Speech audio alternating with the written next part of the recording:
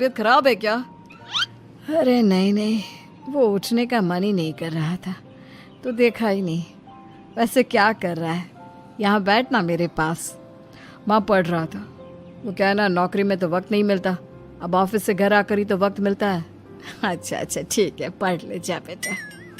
सुनील पढ़ लिख कर और आगे बढ़ना चाहता था, लेकिन माँ की तबीयत खराब देखकर सोचता है कि शादी ही कर ले। कब तक माँ का ख्याल वो अकेले रख पाएगा? तो एक दिन, माँ ये ममता है, मैंने इससे शादी कर ली है। तुम्हारी तबीयत भी ठीक नहीं रहती तो मैंने सोचा शादी कर लेता हूँ।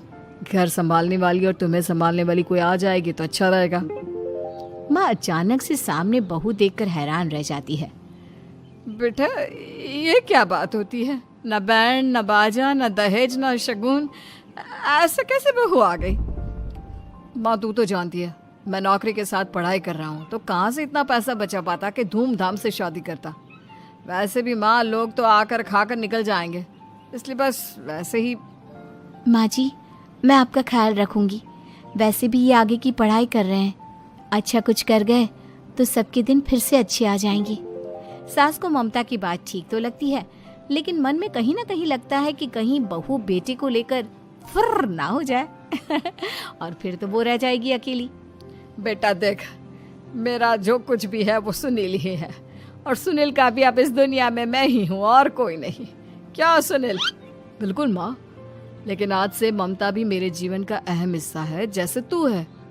सास को बड़ा बुरा लगता है कि उसकी सल्तनत में कोई और हिस्सेदार कैसे हो सकता है। कैसे कोई और उसके 30 साल के बेटे की जिंदगी में अचानक से आकर बराबर का हिस्सेदार बन सकता है। देख बहू, मैं भले थोड़ा बीमार रहती हूँ, लेकिन इसका मतलब यह नहीं कि घर की चीजों में मेरा कंट्रोल खत्म हो गया है। मैं आज भी इस घर की रानी हूँ, समझी? बेटा सोचता है कि ये माँ को अचानक से क्या हो गया। कल तक जो माँ कहती थी कि जिंदगी का कोई भरोसा नहीं, वो अचानक से जंग के मैदान की झांसी की रानी कैसे बन गई? माँ क्या हो गया है? सब ठीक है ना? अचानक कैसी बात कर रही हो? ममता का आज पहला दिन है, स्वागत करो उसका। आसपास की आंटियों को बुलाओ, नई दुल्हन की मुंह दिखाए करवाओ। खैर, सास होने का फर्ज निभाती है और बाद में एक सहेली के साथ बाहर निकल जाती है। क्यों नहीं बताया नहीं कि बेटे का ब्याह कर रही हो? वैसे तो सारा दिन हम ही में घुसी रहती हो। अरे मुझे भी तो अभी पता चला, यूं अचानक सर पर लेकर आ गया। कहता है बहू है माँ तुम्हारी, अब इसको भी इतना ही मैं प्यार करता हूँ जितना तुझे करता हूँ। लो जी, ये क्या बात होगी? क्यों इतना प्यार करता है? अरे माँ का प्यार तो ज्यादा होता है। अब उसको तो कोई दूसरा पति मिल सकता है, लेकिन तुम ही बताओ, क्या माँ की ममता किसी और की हो सकती है? ना जी ना, बेटे को समझाओ ये बात। अरे क्या समझाऊं, मुझे तो खुद ही समझ में नहीं आ रहा कि क्या हो रहा है। जो बेटा कल तक माँ माँ करता था, अचानक से बीवी बीवी का राग आलाप रहा है। देखा, उसकी बीवी ना सुंदर और जवान है। सुंदरता के आगे तो एक से एक नहीं टिके, तो तेरा बेटा किस खेत की मूली है? सास को भी समझ में आ जाता है कि बहू की सुंदरता के आगे माँ का प्यार किसी काम का नहीं। उधर बीवी, ए जी, अम्मा जी सहेलियों को छोड़ने गई थी, अभी तक आई नहीं, हम देख आए क्या? अरे रहने दो ना, आ जाएंगी। कहाँ जाएगी, उनकी आदत है, एक बार जाती है तो पूरी पंचायत खत्म करके ही आती है। अच्छा ही है, खाना वाना खा कर गई होगी। छोड़ो ना, घूमेगी तो खाना पचेगा नहीं तो ऐसे ही खाट पकड़ लेगी। बहू भी शांत हो जाती है। उधर सास सोचती है कि आज थोड़ा देर से ही घर जाती हूँ, जब बेटा परेशान होकर ढूंढेगा तब मजा आएगा। बीवी को खुद ही पता चल जाएगा कि माँ के आगे उसकी दाल नहीं गलेगी। लेकिन वहीं दूसरी ओर घर पर, ए जी, माँ जी अभी भी नहीं आई, हमको तो घबराहट हो रही है कि क्या करें, जाकर पता करें किसी के घर। अच्छा कहाँ जाओगी ये भी बता दो। पहला दिन है तुम्हारा इस घर में और एक ही दिन में मोहल्ला छानोगी क्या? हाँ तो आप भी तो नहीं जा रहे हैं ना, हमको फिक्र हो रही है। अरे यार ये रोज का है अम्मा का, खाओ और सो जाओ। बस फिर क्या था, बेटा बहू खाना खाते हैं और कमरे में सोने चले जाते हैं।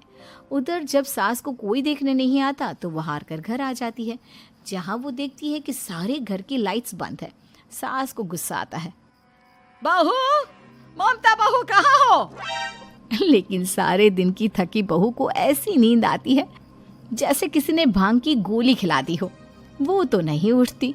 उठकर आ जाता है बेटा। अरे क्या बात है अम्मा, काहे चिल्ला रही हो? अरे सो जाओ ना, सुबह की थकी है बहू, वो सो रही है। जोर से बोलोगी तो नींद खुल जाएगी उसकी। माँ को गुस्सा आ जाता है। फिलहाल तो सो जाती है, लेकिन मन ही मन ढेर सारा जहर बहू के लिए भरा होता है। सुबह बहू चाय बना रही होती है कि सास धीरे से गैस तेज कर देती है, जिससे चाय का बर्तन जल जाता है। और जैसे ही बहू चाय का बर्तन उठाती है, उसका हाथ जल जाता है। मेरा हाथ जल गया। वो जोर जोर से चिल्लाकर इधर उधर भागती है कि सास थोड़ी देर में उसके हाथ में पानी डाल देती है। हाय रे बहू, क्या कर रही हो? पहली बार रसोई छुई हो क्या? सासू माँ गलती से गैस तेज रह गई थी और बर्तन जल गया, जिससे मेरा हाथ जल गया। हाय रे, कितना गंदा दाग। छी छी छी छी, मुझे तो उल्टी आ रही है तेरा गला हुआ मांस देखकर। तू ना मुझे अभी साथ से खाना मत लगाना। बहू भी खुद का हाथ देखती है तो उसे भी रोना आ जाता है।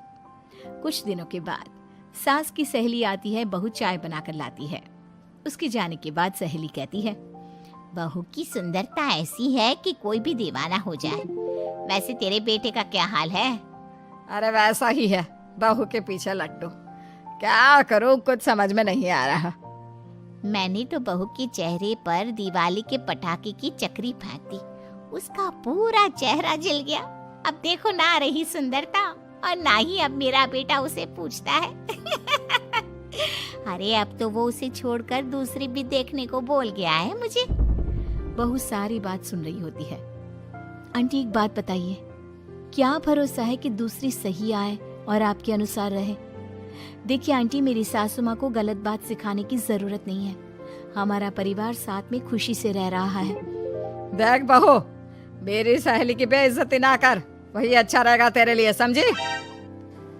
बहू नहीं मानती है। वो बार बार उनकी सहेली को घर से निकल जाने को कहती है। तभी सास की सहेली पास के चूल्हे से लकड़ी लाकर बहू के चेहरे पर लगा देती है। बहू जोर जोर से रोने लगती है। अरे ये क्या कर दिया? मैंने कहा किया, ये तो तूने किया। तू ही नहीं चाहती थी कि बहू बेटे के साथ रहे, भला मैं क्यों करूंगी? मैं तो चली, निपटो अब।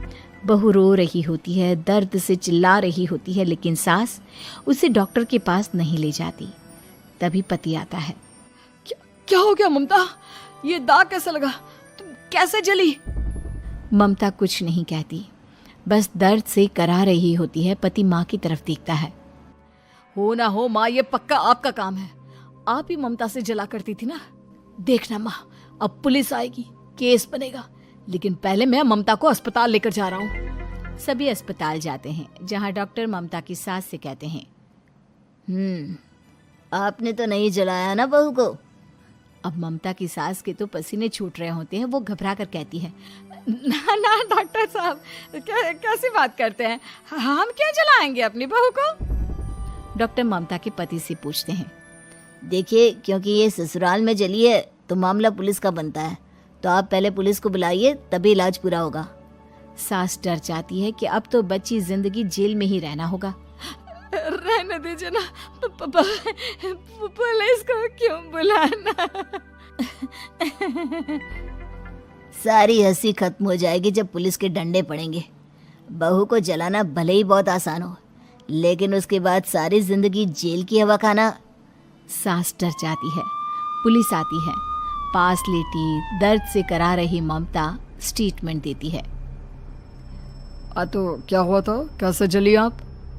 ममता पास खड़ी सास को देखती है। बेटी बताओ, कैसे जल गई तुम?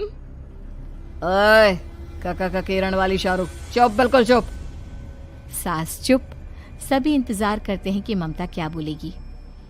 जी, मैं खाना बना रही थी, लकड़ी उड़कर मेरे ऊपर गिर गई और मैं जल गई। सास बहू की बात सुनकर रोने लगती है। देखा माँ, कितनी समझदार है ममता। ये चाहती तो, हाँ बेटा, ये चाहती तो मैं आज जेल में होती। मुझे माफ कर दे, मैं आगे से अभी कभी ऐसा नहीं करूंगी। बहू के साथ मिलकर रहूंगी, मुझे माफ कर दे।